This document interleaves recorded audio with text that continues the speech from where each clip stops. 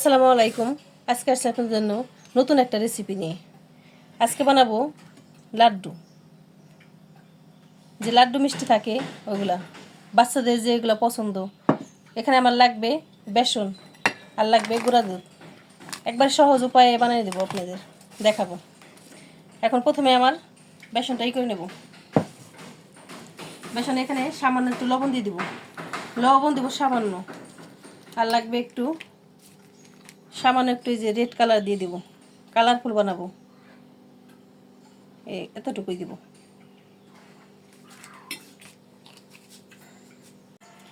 লবণ আর red colour দিয়ে একটু মিলাই নিছি। এখন দিয়ে দিব নর্মাল পানি।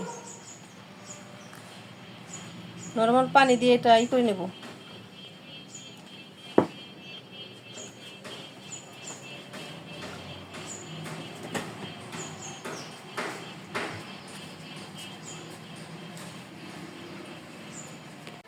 আর এখানে সামান্য দিয়ে দেবো কর্নফ্লাওয়ার, যাতে একটু মসমসে হয়।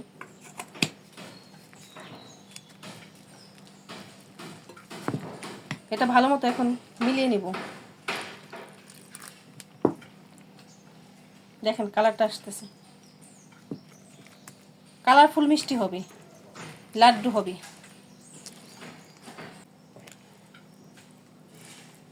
এই যে ভালো মতো মিলাই নেব। আর এটা খেতে এত টেস্টি সেটা বলার মতো না। আপনারা বাসায় ট্রাই করবেন। আর বাচ্চাদের এই লাড্ডুটা সব বাচ্চাদেরই পছন্দ। প্রত্যেকটা বাচ্চাদের এই মিষ্টি জাতীয় এই জিনিসটা পছন্দ। আমার বাচ্চাদের তো পছন্দ। ডোটা একটু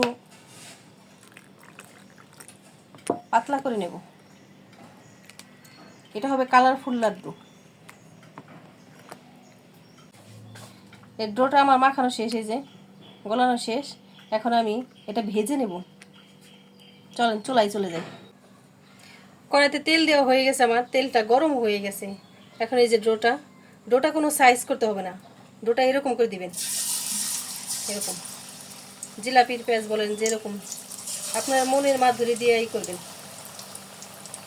এইভাবে।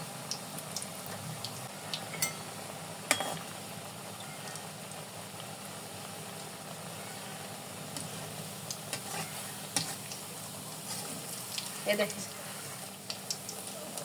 এটা তো মশমশা করে ভেজে নেব। এই দেখেন এইভাবে উঠাবো, এরকম করে ভাজবো। জিলাপি হয়েছে প্রায়।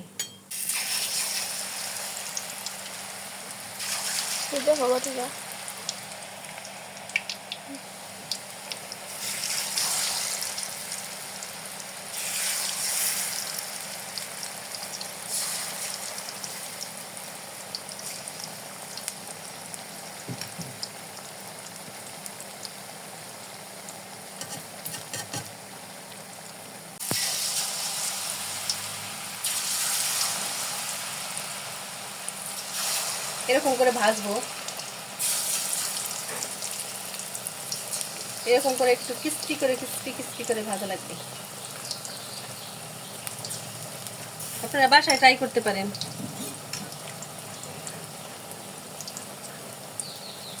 এদিকে এই যে এরকম ভেজে নিচ্ছি, এই যে সবগুলো এরকম করে ভাজবো।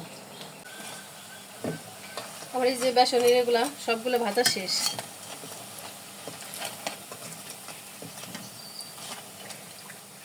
তেলটা ভালো মতো ঝরাই নিলাম। এই যে দিকে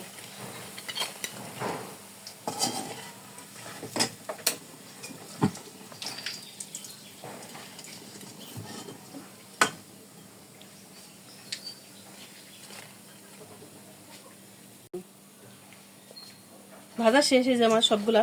এখন এটা একটু ঠান্ডা করে নেব। ঠান্ডা করলে মসমস হবে। এই যে আগেরগুলো একবারে হয়ে গেছে, আর একটু ঠান্ডা করে নেব। এই যে আমার এগুলো ঠান্ডা হয়ে গেছে। এখন এইভাবে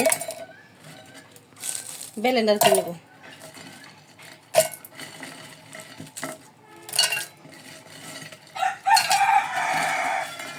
পুরোটা দিয়ে এখন ব্লেন্ডার করব।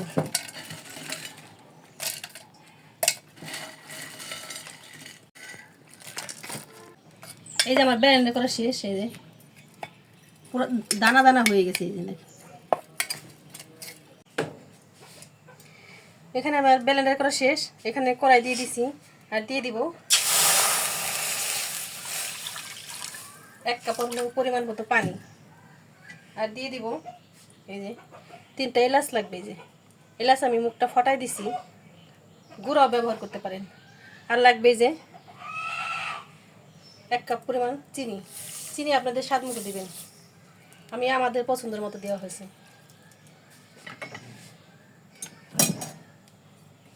এই চিনিটা এখন আমি ভালো মতো এই যে করে নেব, জাল করব। এখানে আমি আর একটু ফুড কালার দিয়ে দেব, রেড কালার, এই যে সামান্য একটু দেব। ওইখানে দেওয়া হয়েছে এতটুকুই, এনাফ, কালারফুল হবে। এই যে আমার শিরাটা জাল উঠে গেছে। এই যে এটা আমি দেখবো, এই যে এইভাবে এই যে হালকা একটু আঠা আঠা উঠবে। দেখেন কি সুন্দর কালার আসছে, এটা বাচ্চারা পেলে খুশি হয়ে যাবে। হয়ে গেছে, আমি দিয়ে দিব এখন। হয়ে গেছে, এখন আমার এই যে ব্লেন্ডার করা এটা দিয়ে দিব।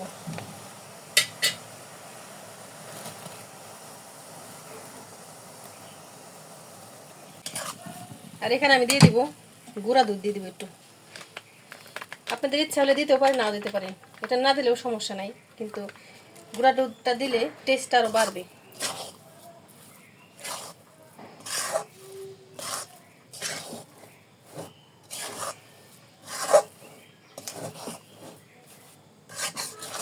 একটু ভালো মতো একটু মিলাই নেব। এই যে আমার মিলানো শেষ। এটা আমি চুলা বন্ধ করে একটু ঢেকে রাখবো 5 মিনিট। এই যে আমার 5 মিনিট ঢাকা দেওয়া শেষ। এই দেখুন, দেখেন পুরো হয়ে গেছে। এখন করে নেব, সাইজ করে নেব না, আমি এই কাজটা একটু গরম গরম অবস্থায় করতে হয়।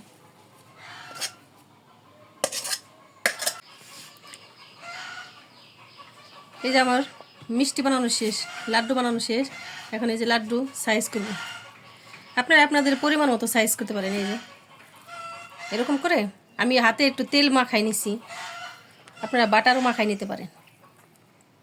এই যে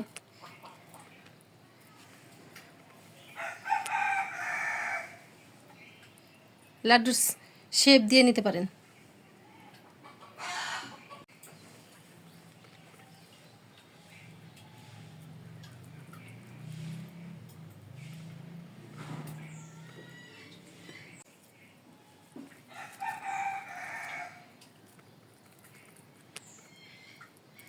আপনারা এরকম বাসায় তৈরি করতে পারেন।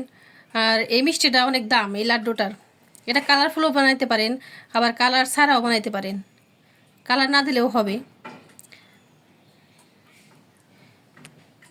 অনেক টাকা দিয়ে এই মিষ্টিটা কিনতে হয়, আর বাসায় যদি বানান আপনাদের বাচ্চাদেরা খুশিও হবে। আর মিষ্টিটা দেখতেও সুন্দর আর খেতে অনেক টেস্টি। আপনারা বাসায় অবশ্যই বানাবেন, বানায় আমাকে জানাবেন যে ভালো কি না। আমার এই যে লাড্ডু বানানো শেষ, দেখেন কালারফুল কি সুন্দর লাড্ডু। আর এর উপরে দিয়ে দেবো এই যে একটু করে গুঁড়া দুধ, আপনারা আপনাদের পছন্দ মতো দিতে পারেন।